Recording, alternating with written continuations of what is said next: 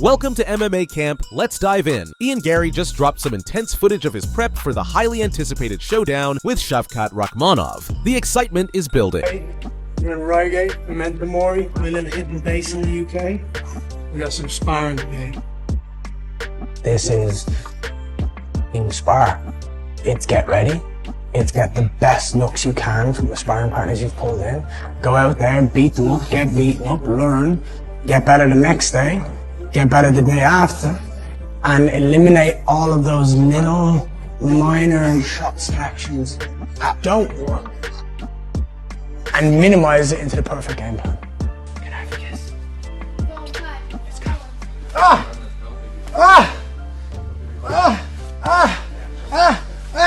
Come on, dude. Let's go right now. Let's go.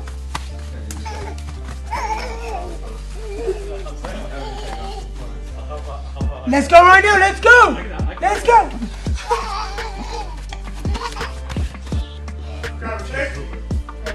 Francis Ngannou threw down the gauntlet and called out Jon Jones. He fired back after Jon posted, "Crazy how being called a duck pays better than most of you internet tough guys will make in a lifetime. 2 fights in 4 years and still one of the biggest names in the sport. That's not ducking, that's winning. God's blessings hit different. Stay mad." Francis reposted it with a fiery message, writing, "Blessings make the haters uncomfortable, but they can't change it. There's only one fight, the right fight, that will multiply your blessings. Ngannou versus Jones." Alex Pereira took on a pro bodybuilder in an epic arm wrestling match. Talk about a showdown. 샤먼. 샤먼 뜻이 샤먼. Let's go.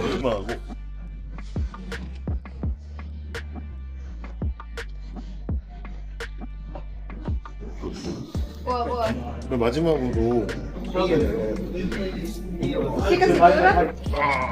Aljamain Sterling just dropped some intense footage of him grappling with Merab as he gears up for his massive fight against Umar Nurmagomedov. The stakes are higher than ever. Aljamain is really strong. It's less than 2 weeks left, and today, this morning, he did bunch of rounds. This morning he did pads with Dennis. He was kicking, and he was sweating a lot like crazy this morning, and now he did a bunch around jiu-jitsu too. He go 2 rounds with me. I cannot do anything. He was on top of me, control me, smash me, and that means they are just gonna smash his opponent. Even though his opponent really good, I have so much respect for Mokhtar Evlov. That's how fight game is, you know, strong guy wins. Tom Aspinall took on the challenge of guessing UFC fighters just by their nicknames. Can he guess them all correctly? This is Tom Aspinall, and this is Guess the UFC fighter by the nickname. This is going to be tough. The Hangman. Dan Hooker. Blessed. Max Holloway. The Highlight. Justin Gaethje. Still Knox. Still what? Still Knox. Still Knox. Pass. Tricky stupid. Still Knox, I've never heard that before. The Cannibal. Pass. Hands over. No Mercy. I don't know. Pass. P.T. Anthony. Nomad. Pass. I don't know. Shavkat. Is it? Polar Bear. Spivak. Well done. Magnum.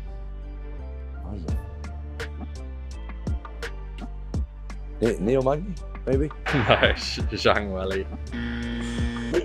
The Eraser. That's Paulo Costa. Bonus question. Why don't you have a nickname, and what would it be if you had one? Don't like him. Not getting one. Sorry. Chael Sonnen made a bold statement. It's either retirement or a fight with Tom Aspinall for Jon Jones. On Good Guy, Bad Guy, Chael said, "The UFC isn't without leverage here. If they've kept the belt around Jon, it's to let him know it's no problem to pull that one off his waist. We've got another one sitting right over here. We've got world champions. They're real easy to make over here at the UFC. I'll let you know what UFC stands for. Jon has 2 choices. You fight Tom or you do not fight. There's nobody else being offered. In fact, we've got a name that came off the board of possibilities, Alex Pereira. Dana put that to absolute rest when the odds makers put it as a 6-1 spread favoring Jones. That fight is gone. Jon can sit out and not fight. That's true, but he's not going to be in a spot where he could fight someone else. It's basically retire or fight Tom Aspinall." Tim Welch and Joe Riggs dove into some troubling footage of Nick Diaz, which was filmed by his ex-girlfriend. They believe Nick might be struggling with a serious drug problem right now. Mighty Mouse weighed in, saying, Mighty Mouse here says, what's going on with Nick Diaz? There was that video that came out of his girlfriend filming him. He was in the grass. Yeah, god dang picking up grass, saying, I'm fine. Like, he He must be on. Thank God they canceled that fight. Dude, yeah, right? Sad. It sucks because you know someone like that, Nick Diaz. I mean, he's had the wars he's had in the cage. You know he's having double the wars in the gym with boxing gloves, and he's one of those fighters. He's got to eat 4 or 5 shots to give one. You hear him talking. He sounds worse than others. Like there's a lot of it's drugs. He's just drugs. It sounds like he's punch drunk, but he's not. I mean, I don't know what's going on with him, but he's just man. Sad. It is very sad. Before he fought Robbie, he was talking about didn't want to fight, didn't want to do it anymore, doesn't like fighting, and then he didn't fight because he wanted to. He fight because he had to, and whatever financial situation he's in, he's got to fight. It's sad. Yeah, hopefully he can heal up. And Bo Nickal believes Sean Brady is an easy fight for him. He's confident he can take him down. Henry Cejudo had this to say. Henry, let's get it out of the way. They're not going to put you up against Sharabul. You agree with that, Bo? They wouldn't match it up, It would be an easy fight, but for me, there's no problem in that fight, but let's talk about it realistically. Unless you ask for it, unless you create a storyline, and that's kind of what I'm trying to tell you, Bo. If you create that storyline and you step on those toes and you're able to sell it, he loses to MVP. You know what the UFC does? All right, let's kill him with shark. Boom.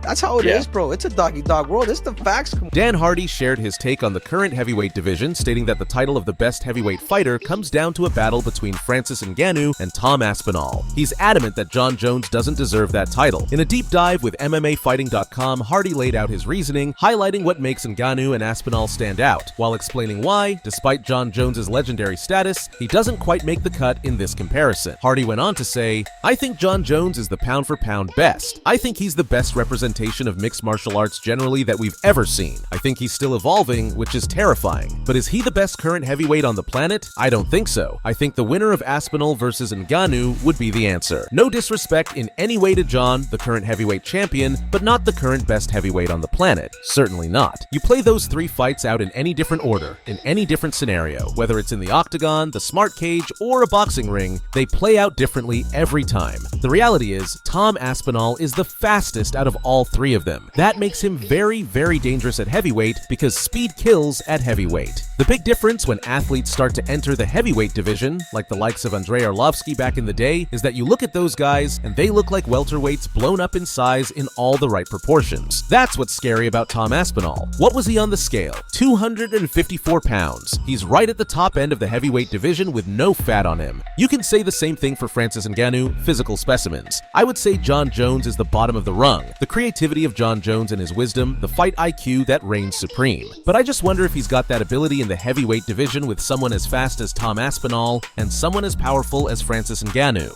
There were times when Stipe Miocic landed on Jon, and I think if Ngannou lands those shots, Jon Jones doesn't get back up. I also think the speed of Tom Aspinall would allow him to land punches against Jon Jones and Ngannou that both of those guys wouldn't see coming and wouldn't be able to stop. The question is, would he be able to do that kind of damage to knock them out? I don't know. I've seen Francis take some big shots. I know, obviously he got knocked out by Anthony Joshua, but at the same time, you're talking about an elite-level boxer who's an incredible athlete. It's just difficult to pick one. Alex Pereira just shared some wild footage of himself pulling off backflips at a trampoline park. Talk about showing off some serious skills. Good!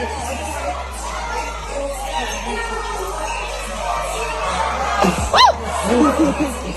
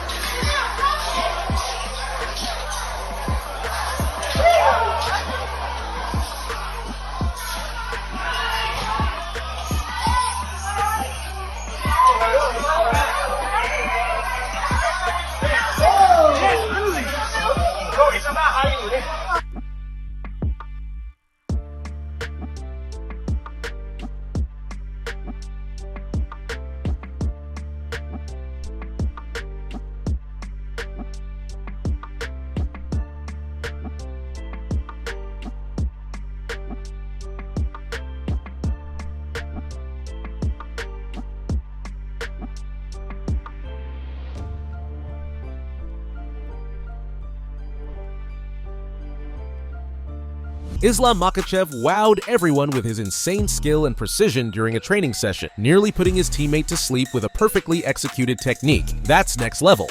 Пока Ислам сказал, усни, Шарик, усни, не сдавайся. Не сдавайся, Шариф.